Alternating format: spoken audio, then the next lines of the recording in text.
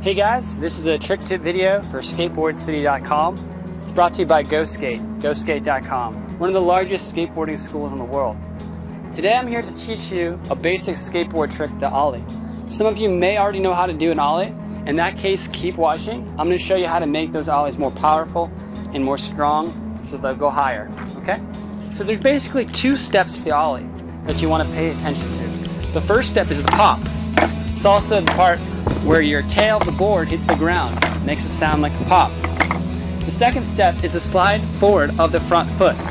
You're essentially going to slide your front forward into this top pocket. Now step one, the pop, lifts the front of the board. Step two, the slide of the front foot forward into the pocket, lifts the back of the board. We're going to talk about the foot placement and the power that you need in order to get those Ollies high. It's all about foot placement, power, and timing. With those three things, your Ollies are going to be looking pretty darn good. First off, the foot placement.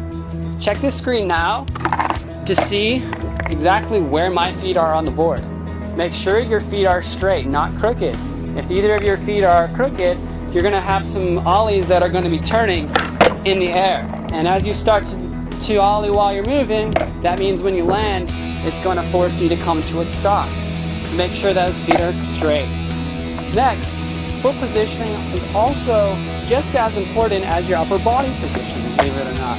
So with your upper body, as you start to bend your knees down to get ready for the Ollie, make sure that your shoulders aren't in front of both your feet or behind your feet. Behind your feet is going to have a mopped effect, and in front of your feet is going to cause you to perhaps come to a stop when you Ollie. So center it so that your feet are right underneath each of your shoulders.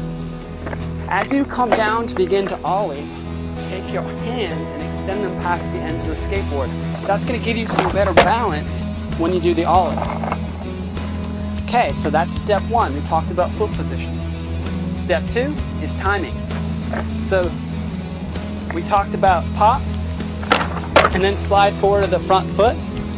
Well, what's so important about timing is that you time step one, the pop, to be delayed between step two. So it's a 1, 2.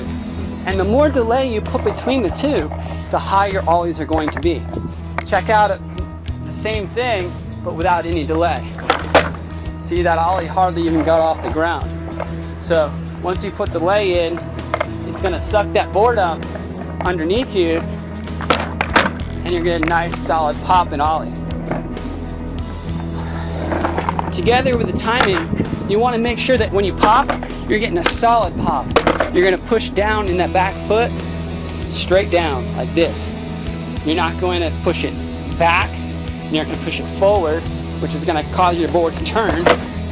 You're going to push it straight down, and if anything, a little bit out. The reason for the out, and this is a little secret because not very many other skateboard trick tips tell you about this, but this is a little secret. When you kick out, it actually forces the board to have more pressure to come up against that front foot. And when you have more pressure to come up against that front foot, it means you're going to have more power and more lift. And the last step of the Ollie, as I'm sure you guys all know, is aim for all those 8 bolts. Get a nice, solid, clean landing. Look the way you're rolling, and ride away. My name's Rob. You can go to GoSkate.com to see more trick tip videos like this, and we'll bring in more trick tip videos to Skateboard City every week, exclusively here, and you won't find them nowhere else. Thanks for watching.